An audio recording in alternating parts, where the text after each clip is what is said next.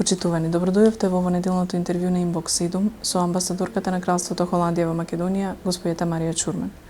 Господја Шурман, на почеток честитки за поставувањето за специјален представник на НАТО за жени, мир и стабилност. Што значи оваа функција за вас? Well, my position in NATO will be to assist NATO in implementing what we call Resolution 1325 in their daily work. That means to integrate a gender perspective in their day-to-day business. In practical terms, that means that to promote or to assist them in assuring participation of women in peace operations, peacekeeping missions, but also in conflict resolution. And the other side of the agenda is to properly protect women, particularly against sexual violence in conflict. So it's a very large agenda, which basically NATO as an organization, but also NATO partner countries, including Macedonia, have committed themselves to. And my job is just to advise them and to assist them to do that as effective as possible. Вашата нова функција во НАТО значи дека ќе се занимавате во иднина и со женски прашања. Ова е посебно интересно поради тоа што неодамна бевте и лично атакувани. Вашиот одговор беше цитирање на Волтер. Дали е тоа доволно кога жена е нападната на овој начин? Well, to me, I think the intent was not so much to sexually harass me. I think it was more an effort to try to discredit me for something I said in public. And my response, and also including, citing Voltaire, stressing basically the importance of freedom of speech, that I respect other people's freedom of speech, and that is my mission. That was also the message which triggered this reaction, this attack, or whatever you call it. Basically, my message was, I will not keeping up defending freedom of speech in this country, and whatever I said is not my personal opinion, so you can attack me or try to discredit me, but this is the position of the government of the Netherlands. This is, a government's position, a message that's for us the fundamental values that we share and that we expect also from countries that aspire to join EU and NATO to respect, are very important to us, and we're here to assist the Macedonian government and the Macedonian people to uphold those standards. So fundamental freedoms, fundamental rights are a core part of the values that we share. Холандија е позната како еден од најголемите донатори во Македонија со донации од повеќе од 200 милиони евра во грантови. Од друга страна, вие бевте јавно нападнати поради поддршката на независните медиуми во Македонија. Како го коментирате ова? To a certain extent, I think the attacks, if you want to call it that way, the criticism on our support to media, maybe just illustrated the fact that there is a need to support professionalization of media and diversification of the media landscape. And in our response, what we try to stress is that this is fully in line with the government's agenda, the agenda that the government has agreed with the journalists themselves, a general understanding that there's a need for more space for freedom of speech, and particularly freedom of media, and for professionalization of media and journalism. And this is the agenda we support. The other thing we've done is we're totally, fully transparent and accountable on what we do. Everything is online on our website and all our support programs, so citizens can just check the information themselves and see what we do. Во изминатите години Холандија инвестираше повеќе од 40 милиони евра во едукативниот систем во Македонија. Како сте задоволни со промените кои беа направени? Well, this support program was obviously completed before I arrived, so I don't have personal experience with the program. I know from people that were involved that indeed they were slightly disappointed with the impact of that. So if you look at the sustainability of the support to the education system, I admit that is questionable. But I think it also illustrates with reforms, and particularly reforms in fields like education and health, or public sector reforms, that it's not enough to invest in hardware, and it takes a long period to change, to make a structural change in systems and in way things operate and in attitudes. And that change will never come from outside, it will never come from donors. This is a matter of understanding and will of the people and their leaders. I think education is critical for every country. I think it's also recognized here largely that reforms in education and improvement in the quality of education and education outcomes are critical for the future of the country, but also for prosperity and economic growth. I know it's also clearly on the government's agenda. It's a concern that every citizen shares, basically. I hope that when probably next year or soon there will be initial outcomes of the PISA study that Macedonia now also took after 10 years again, which compares the quality of its education, secondary education, with neighboring countries and with other European countries, that will trigger really a national debate on what has to be done in order to further strengthen and increase the quality of education. And hopefully that will be a debate which is really national and not politicized. Mm-hmm. Because this is an important issue. It's not an issue that you can use for propaganda or party politics. This should really be a national debate. Education reforms are amongst the most difficult to realize, and they take more than 4 years. So let's say more than one government term. I know in the Netherlands, although we have a solid education system with well-trained teachers and a solid administration, even schools are struggling to keep up with all the new ideas and instruments that are sort of poured over them by policymakers. But I think what is the key importance, if we're really seriously about providing quality education to our children so that they can have a fulfilling life and be meaningful to the entire society, that it is depoliticized. And that has nothing to do with laptops, computers, and buildings in the end. I mean, education is done by teachers. It starts with quality teachers that are rewarded for professionalism. And I think that is the kind of quality, if you want to improve quality, that is where the quality starts, to have good teachers for our children and how to achieve that. I mean, everyone who has a child in school is always concerned about the quality of the school your child is going to, and question marks how things are run. And I think it's very positive that also in Macedonia people are sincerely committed to education. People invest a lot in the education of their children, also relatively. So parents are committed, students know it's important for their future. I think it's very important to involve them in decision making and assist them in steering the decisions of when it comes to curricula, the way of educating children, to what extent you encourage them to become investigators, to look for information, to open their minds. I'm not an education specialist, but as a parent and as a person living, in Macedonia, talking about education with many, different people, as I said, it affects everybody. Everybody, it's important to everybody. To a certain extent, it's an excellent topic, I think, also for, as I said, a national debate, because it does affect everybody. And it's just too important to become part of a partisan politics. Слободата на медиумите во Македонија постојано се влошува, а ова беше нотифицирано и од разни меѓународни организации во изминатите години.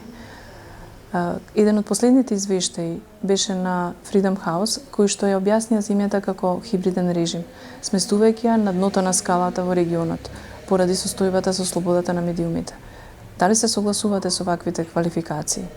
Well, generally speaking, I would be very cautious, with ratings and statistics, because it's very easy to lie with statistics. But if you look at the consistency amongst the different indicators when it comes to freedom of media,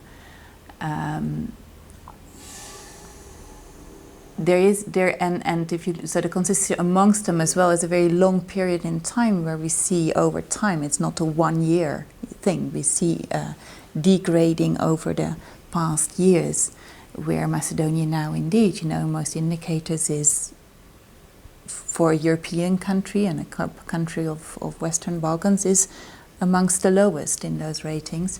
It confirms the concerns that we have about freedom of media. But honestly, I don't think there's many people that would deny that there are issues. In the dialogue between the government and the journalists and media owners, it was not so much that people deny that there's a need to improve and to guarantee the space for freedom of speech and quality journalism, and an agenda has been set out. So I think it's more important to focus, on the way ahead and how to address this issue than to just sort of blindly trying to target indices.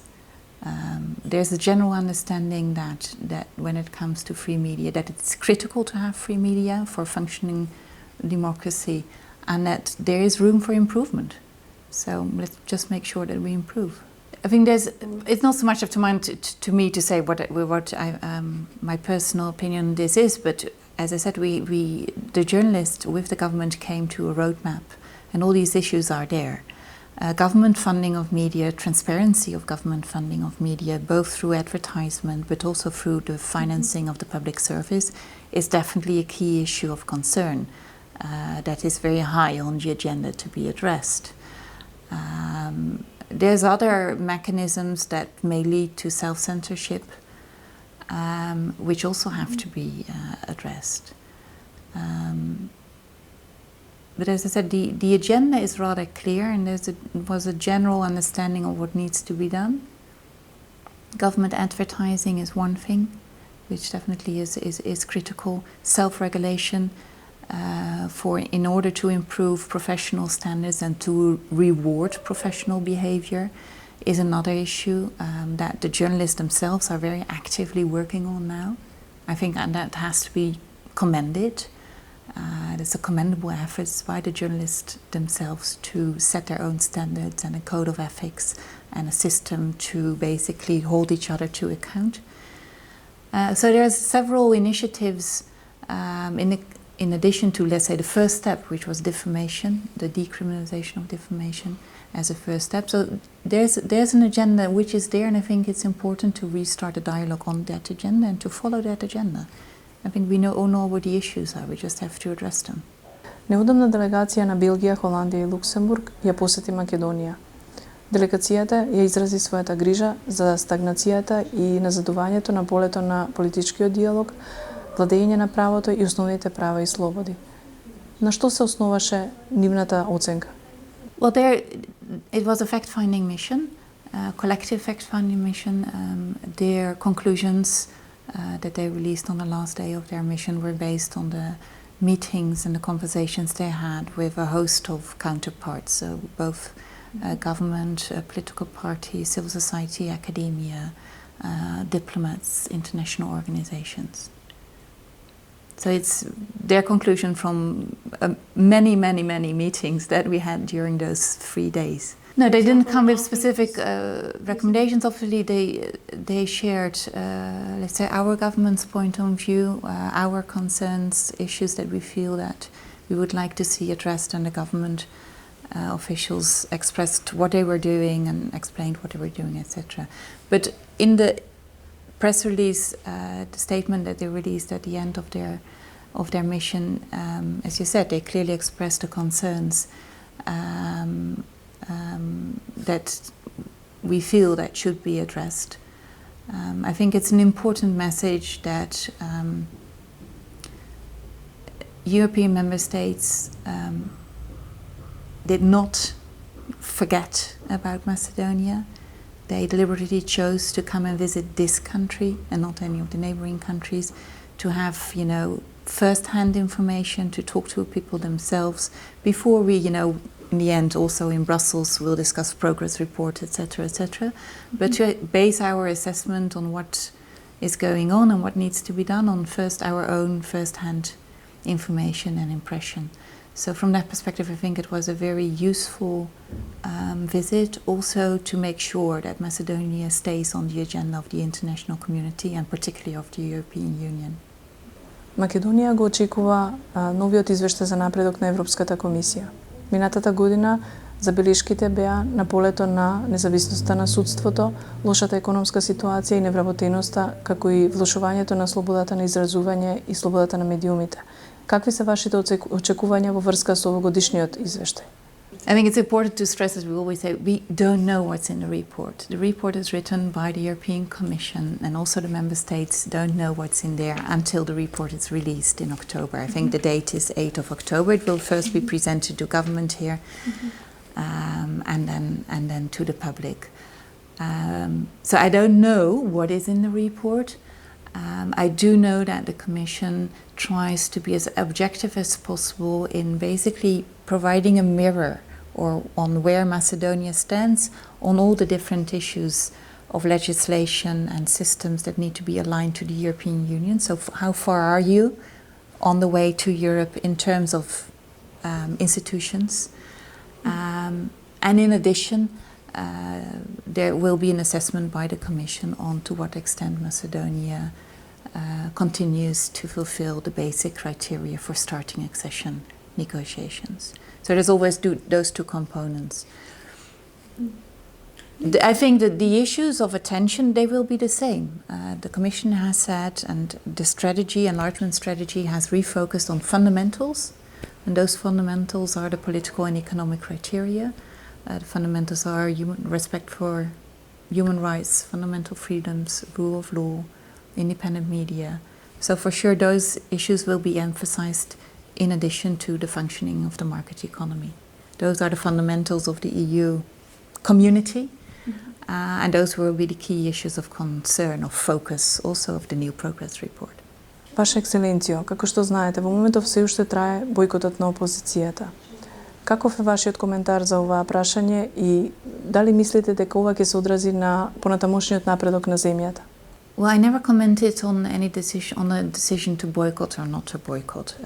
But the bottom line, I think, is that this sort of protracted political crisis that we see, let's say, basically from the 24th of December 2012, a breakdown of trust between political parties, political leaders, and a lack of dialogue, of political dialogue.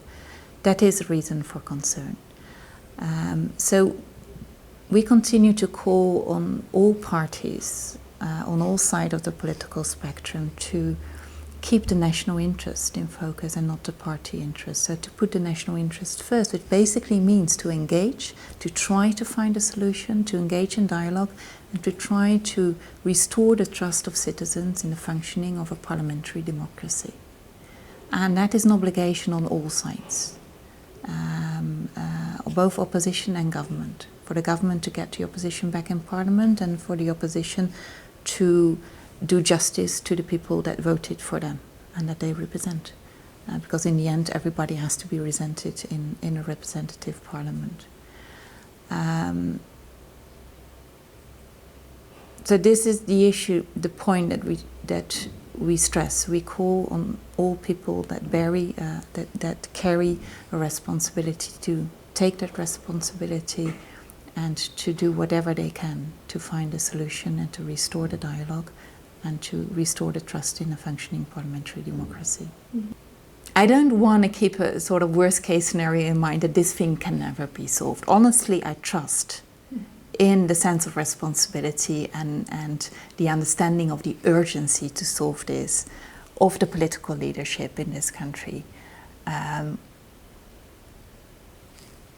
on behalf of their citizens, that in the end they will find a solution and understand the importance of this, to agree on what needs to be done, to address the concerns when it comes to both the electoral process, free and fair elections, the functioning of parliament, so that in the end the voice of the people is heard, because that is what democracy is about, so that people can fully participate in the decision making in their country.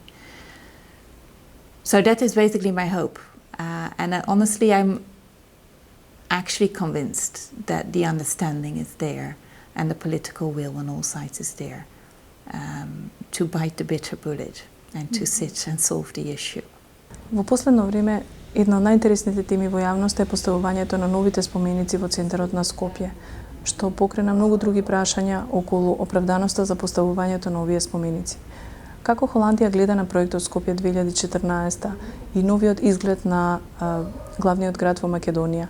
It's not up to us to have an opinion on the aesthetics of the monuments or the storyline, basically, of the monuments.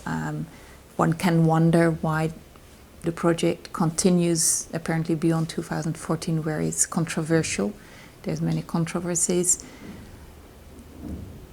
And there seemed to be a bit of fatigue on the side of the citizens. But I think the key issue is really, the key concern is the lack of transparency about the resources that have been used for the project, lack of transparency and accountability over those resources in a country which has a very small economy and a very small state budget. So I think there's a legitimate concern of citizens, not only in Skopje, but also citizens living in other cities, when it comes to asking the question, what happened to my tax money? You can only spend your dollar or your euro or your dinar once. And as I said, spending taxpayers' money on non-productive investments, which in the long term don't contribute to economic growth and more prosperity, is a legitimate. I mean, citizens, I think, rightfully ask the questions if there couldn't have been more productive investments. So I think that is the key issue, the issue of transparency and accountability, and a discussion on how to allocate public resources. Ваша екселенцијо, веројатно бевте и лично вознемирени од фактот дека повеќето од патниците во малезискиот авион кој се сруши во источна Украина во јули беа холандски граѓани. Може ли да ја споделите со нас вашата загриженост околу ова прашање? Well, it was indeed for the Netherlands a particularly tragic accident, which has come as a big shock. It sincerely affected the Dutch society and probably also affected the political views on the crisis that's ongoing within Europe, and particularly the crisis around Ukraine. But the position of my government, which is broadly supported by the population, is first to find the facts, to establish the facts before pinpointing anywhere, to retrieve the bodies and their belongings, so to have access to the crash site for these two purposes, and then for justice to be done. So these are our highest priorities, and the government of the Netherlands, we stick to those.